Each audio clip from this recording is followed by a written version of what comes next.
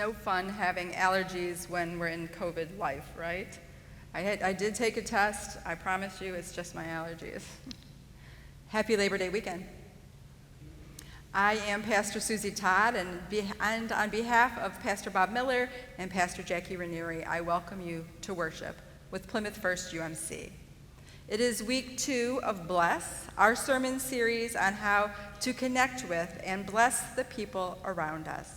We are each here because someone blessed us. Someone we trusted planted a seed in our hearts, in our lives, that took root and led us to seek Jesus' love and to seek a Christian community in which we can be strengthened and equipped for the work of blessing others. We are glad that you have found your way here.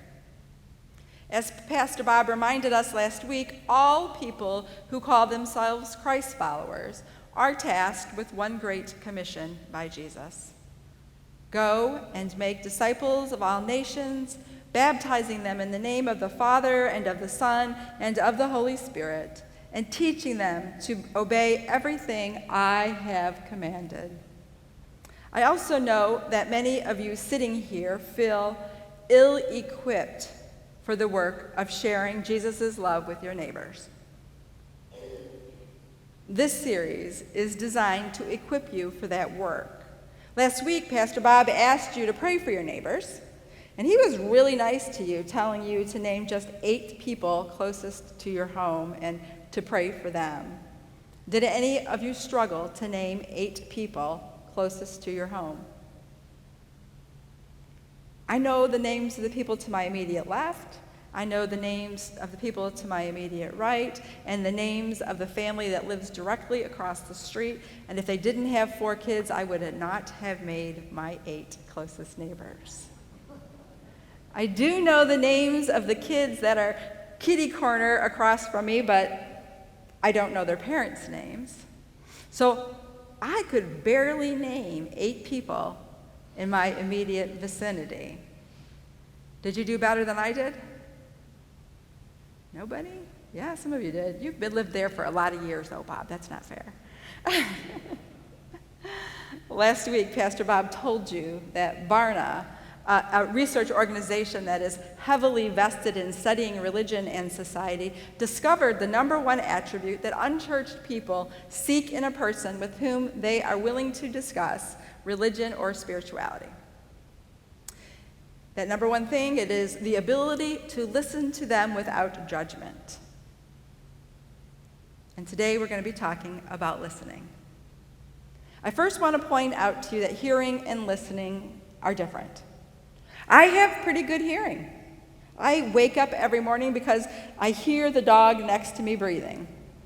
I hear the birds outside reveling in the rising sun. I hear the scurry of a squirrel on my roof. I hear the neighbor's car start for work, and it won't be long before I am hearing the furnace click on. I hear a lot of things, but listening is something different. I can hear a song 100 times and still get the lyrics wrong. As a matter of fact, I am notoriously horrible at remembering song lyrics. I make up things that make no sense whatsoever, but that's what it sounds like to me. One that goes down in infamy from my adolescence is from the old song My Sharona by the Knack. It was released in 1979. I was 14 years old, and probably until I was 17 or 18, I thought they were singing about rice-a-roni. Obviously, I am not a very good lyric listener. If we're going to be fully devoted disciples of Jesus Christ, if we're going to model our lives on Jesus' life, if we're going to bring good news to people who don't yet know the good news of Jesus, we're going to have to do more than just hear. We're going to have to listen. Jesus listened. Jesus knew the value of listening, especially to those whom the temple and Roman authorities ignored. He knew that being listened to could be transformative. Luke 18, verses 35 through 42, gives us a great example of Jesus listening. As Jesus came to Jericho, a certain blind man was sitting beside the road begging. When the man heard the crowd passing, he asked what was happening, and they told him, "Jesus the Nazarene is passing by." The blind man shouted, "Jesus, Son of David, show me mercy." Those leading the procession scolded him, telling him to be quiet, but he shouted even louder, "Son of David, show me mercy." Jesus stopped and called for the man to be brought to him. When he was present, Jesus asked, "What do you want me to do for you?" He said, "Lord, I want to see." Jesus said to him, "Receive your sight. Your faith has healed you." You see, those leading this procession heard the man. They heard him shouting, "Jesus, Son of David, show me mercy." And they scolded him. They didn't inquire as to his need. They didn't tell him a better way to get Jesus' attention. They didn't draw Jesus' attention to the man. They scolded him. And I can't cast any stones. I have certainly done the same thing. When I am on a mission to get somewhere, I am focused. I don't like to be taken off task. If I was leading that procession to get Jesus into Jericho, I would not have given that man much attention either. This is how I imagine this scene. They've been walking for a major part of the day. It's a little hot, it's a little dusty, and they have people to see in Jericho, people who are expecting them. And as the city gate comes into view, they pick up their pace, knowing that a chance to sit down, get a drink, and maybe wash their feet is now within sight. There's the hustle and the bustle of the entourage beginning to chat among themselves about what Jesus will do when they get to Jericho. There are thoughts about what needs to be done next, who they'll visit first, how they'll notify people they've arrived. Their minds would have been racing. It would have been hard to discern what one man outside of the crowd was saying. There may even have been hunger and thirst vying for attention, the sound of blood whooshing and breathing deepening as their pace picked up and their bodies worked harder. There would have been a certain dissonance. Everyone in Jesus' circle is talking about what is to come. When someone from outside the crowd says something completely unrelated, that lone voice is not saying what their ears are expecting to hear. Would have been hard to kind of make sense of it all. Jesus, Son of David, show me mercy. And once they got through all of those obstacles to hear him at all, did they listen? No, they scolded him. Sounds ridiculous, right? But it happens all the time. We don't like when other people's needs get us off track. I think about the man who stands outside an arena and asks for financial help while I scurry in to find my concert seats. We don't like when other people's needs challenge us. They challenge the way that we have always done it. I think about all those people who work on Sunday mornings and all the churches that only offer Sunday morning worship experiences. People say they're hungry. Jesus says, "Feed my sheep." And the church spends months recruiting people to make coffee for Sunday worship and devotes weeks to a food drive. People say they need clothes. Jesus says, "Clothe the naked," and the church spends tens of thousands of dollars to make sure the parking lot and the lawn and the gardens are up to community standards and never asks, how many kids have only one school uniform to get them through the week? People say they need health care. Jesus says, heal the sick. And the church has dozens of people who ask at the church office about someone's help, but fail to pick up the phone and offer anything to the one who is sick. People say they are lonely. And Jesus says, visit the imprisoned. And the church frets over declining attendance while it allows dozens of people within a 5-mile radius of the church to miss worship because they have no transportation. We do not like when other people's needs distract us from our own objectives. We don't like when other people interrupt our plans. Our lives are so busy with taking care of ourselves, it's hard to hear what is being said from the sidelines of life. But don't be fooled. Just like in Jesus' day, people today are still calling us from the roadside of life. They're making clear that they need to be fed and clothed, healed and visited. They are making clear their need for meaning and purpose and God. They want their voices heard, and they want the church to listen. And by the way, when I say church, a church is not the building. It is not the employees. It is not the committee members. The church is every person who believes in Jesus.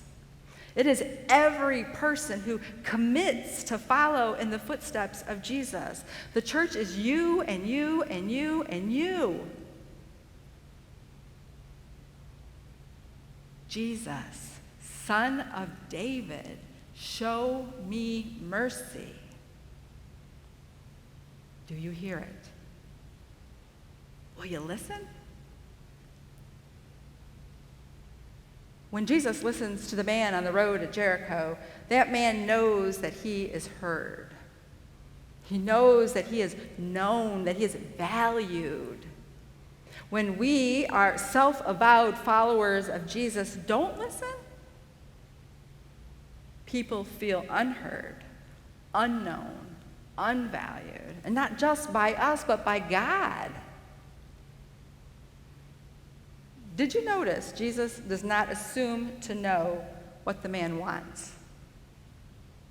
That alone is a powerful way to give this man agency. He simply asks the man, and he listens with love to the answer. So how can we listen with love and with respect? How can we engage people in meaningful, life-transforming conversation that tells them that they are heard, they are known, and they are valued? There are 4 H's of listening that we can all practice to help people know that they are important to us and important to God. The first is history. Listen to the person's history. You can't truly know and appreciate who a person is until you know where they came from and how they got here. Ask them just to tell you their story and listen. The second is heart. Listen to what makes their heart sing. You learn a lot about a person when you know what brings them joy. Ask, what's their favorite movie, song, book? And listen. The third is habits. Listen to how they spend their free time, knowing where people use their time. That's a non-renewable resource. It tells us a lot about what they value, what they struggle with, what they aspire to. Ask them, what do you do when the world isn't telling you what to do? And then listen. And the fourth is hurts. Listen to how their lives are hurting. Maybe they're lonely. Maybe they're ill. Maybe they're hungry. Maybe they're trapped. Ask them how they're coping or not coping so well with whatever it is that causes them pain. And listen. See, we must meet people where they are. We cannot expect them to just wander up to us, wander into the church. Jesus went to Jericho. He got close enough to this suffering man to hear, "Jesus, Son of David, show me mercy." Where do you go that you might be able to hear the cry of the needy? You personally. Where do you go?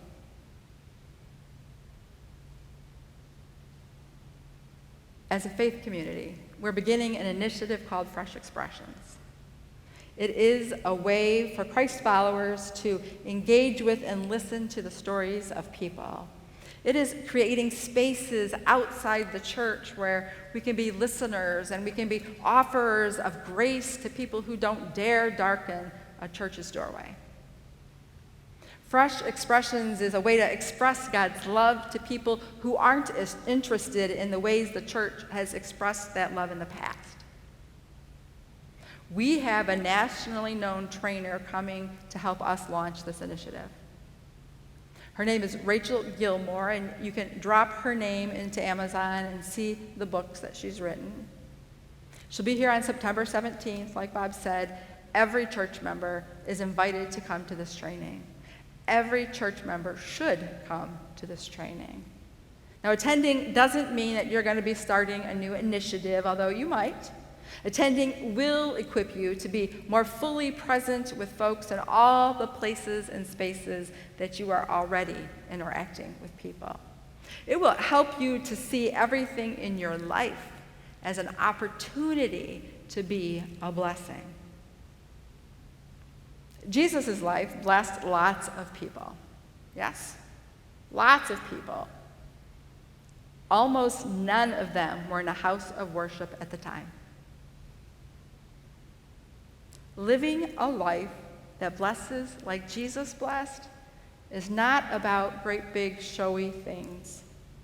It's about showing up. Showing up where the people are and listening to their histories, their hearts, their habits, and their hurts. So I'm giving you homework this week. First, I do want you to sign up to come to Fresh Expressions training. You can do that on the Connect card, or you can call the church office, and I'm sure that if you go stalk Pastor Jackie in the Garden Cafe, she'll be glad to mark you as attending. But second, I want you to find one person, not in your household, and I want you to listen. Invite them to coffee or lunch. Invite them to your home. Sit on your porch or sit on their porch and listen. Don't judge them. Don't tell them what to do. Just ask about their history, their heart, their habits, and their hurts. Just be like Jesus. Amen.